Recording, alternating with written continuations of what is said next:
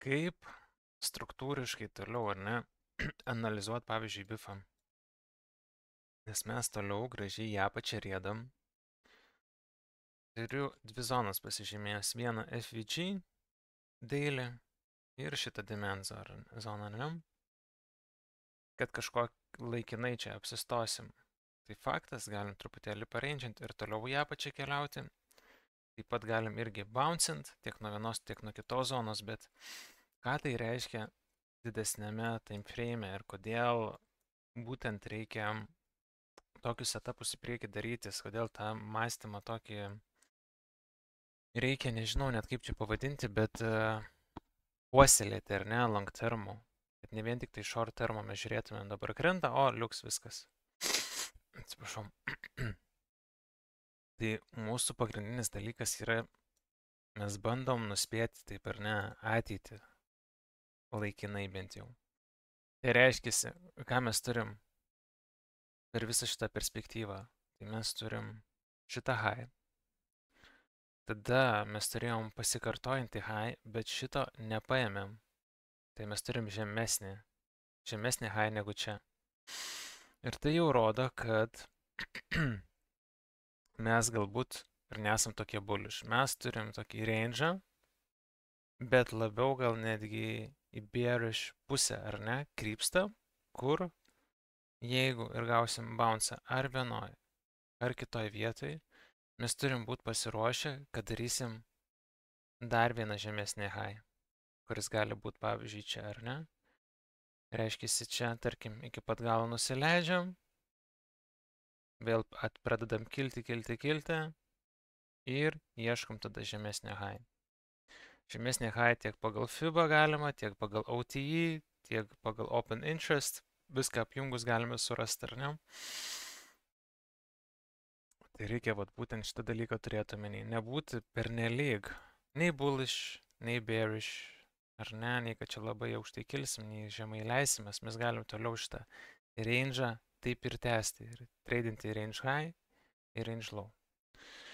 Čia svarbiausia šitoj vietoj yra, prastrinsiu, yra ramybė, palaikyti ramybę, o palaikyti ramybę galime tik tada, kai žinom, kas gali įvykti, ar ne? Daug ramiau yra, kai žinom, kas gali įvykti. Jeigu staiga mums ateina kažkoks tai didelis mokėjimas iš oro, didelė pinigų suma, ir mes būnam pasimetę, iš kur, kaip, panika kyla. Bet jeigu mes žinom, kad ateis, mes jau esam ramus, mes pasiskaičiavę, žinom, kaip elgsimės ir visa kita, tai čia yra lygiai tas pats. Jeigu, pavyzdžiui, mes esam dabar longė, esam labai gražioj pozicijoje ir viskas pradėjo kristi, viskas panika didžiausia, reikia uždarinėti poziciją. Jeigu mes turim alertą šitoj vietoj, ir kaina bouncina, ar ne? Ir mes šitoj vietoj uždarėm ir bouncina, kad ir žemesniam high, ar ne? Šitoj vietoj, tarkim. Tai mes prarandam visą šitą gainsą, realiai. Ir kodėl prarandam? Nes netliekam namų darbų. Labai paprasta. Labai paprastų namų darbų netliekam.